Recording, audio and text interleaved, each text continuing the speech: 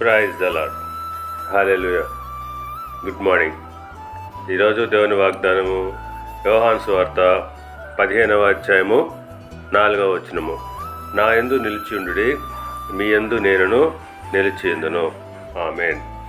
క్రీస్తునందు ప్రియులారా, ప్రభువు సెలవిస్తున్నాడు, నా యందు మీరు నిలిచియుండుడి, మీ యందు నేనును నిలిచి ఉంటానని వాగ్దానం చేస్తున్నాడు. అవును, మనము దేవుని యందు నిలిచి ఉన్నప్పుడు ఆయన కూడా మన యందు నిలిచి ఉంటాడు. అనగా ఆయన యొక్క బోధల యందు, ఆయన మాటల్లో మనము అనుసరిస్తూ వాటి ప్రకారంగా నడుచుకుంటా.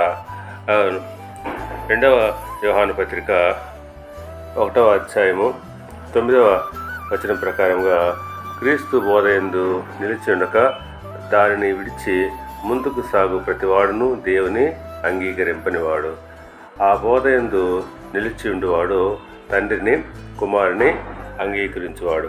అవును, ఎవరైతే క్రీస్తు బోధ యందు నిలిచి ఉండక ఉంటారో అట్టివారు దేవుని అంగీకరింపని వారు.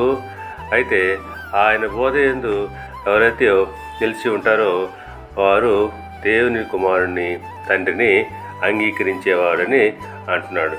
కనుక పిల్లరా, మనము దేవుని యందు నిలిచి ఉన్నట్లయితే ఆయన మన యందు నిలిచి ఉండును. అప్పుడు మనము బహుగా ఫలిస్తాము. దేవుడు మిమ్మల్ని దీవించి ఆశీర్వదించి వర్ధిల్ల చేయునుగాక. ఆమేన్.